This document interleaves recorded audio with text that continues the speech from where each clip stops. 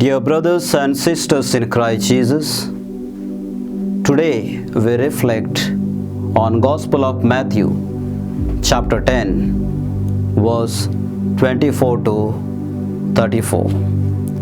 And in this passage, we reflect on the theme, the behavior of disciples.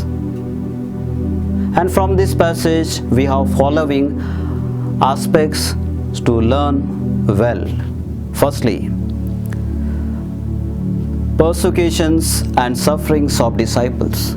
Here, Jesus foretells the sufferings of disciples. Disciples are sent on a mission. They have to proclaim the gospel, but after the proclamation, they will also have the oppositions. People will deny them, people will beat them, even people may kill them.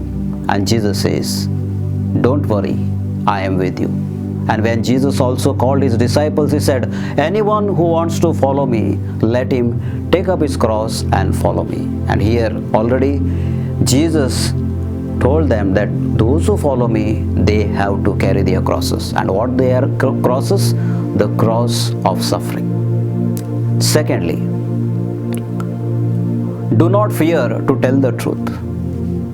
And we have from the lives of saints, and even we have from the lives of apostles. Even you have got the greatest example of St. John the Baptist, who spoke the truth, and truth brought him death. And here Jesus tells, you speak the truth. And we all followers of Jesus Christ called upon to speak to the world the truth. And when we speak the truth, there will be troubles we have to face. And Jesus says, do not worry, you continue speaking the truth for the sake of kingdom of God. Thirdly, do not fear those who kill the body. Now, who has authority on whole human being? Is it man or God? And therefore Jesus says, do not fear those who kill the body. They do not have authority over the soul. And therefore fear him who has both the authority on your soul and the body. Continue doing the good work of proclaiming the gospel. Fourthly, the divine providence. In all your struggles, God will be with you. God will accompany you. God will support you. The divine providence will be with you. And with this assurance, Jesus sends them on a mission. Lastly, he calls them to be witnesses.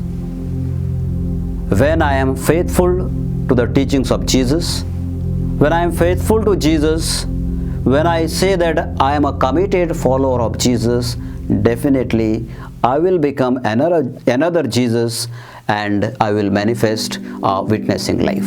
And Jesus expects same thing from all of us. The following applications we can have for our life. Be true Christian. Letter of St. Paul to Romans chapter 12, verse 2. The true Christian means I walk the path of Christ. A true Christian means I live our true values of Jesus. A true Christian means I live the baptismal values of Christianity. So let us become true Christians. Secondly, faith in action.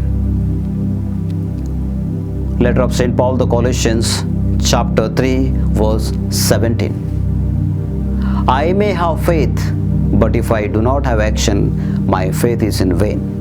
And during this pandemic situation, we have such situations where we can plunge into the actions. We can come forward to help people in their difficulties. Let us make up our mind and see whether we can reach them in their needs. Lastly, be good news. Isaiah chapter 52, verse 7. How beautiful are the steps of those who bring the good news. And we are all baptized Christians called upon to be good news to this modern world. Jesus came into this world. He came into this world to save the world. Let the vision and mission of Jesus, we all of us together, try to accomplish it. To conclude, Romans 12:12, in all our struggles, patience, and in our prayer, perseverance. This patience and perseverance will help us to reach a greater goal in life, and that is being in the company of God. May the Lord bless us all. Amen.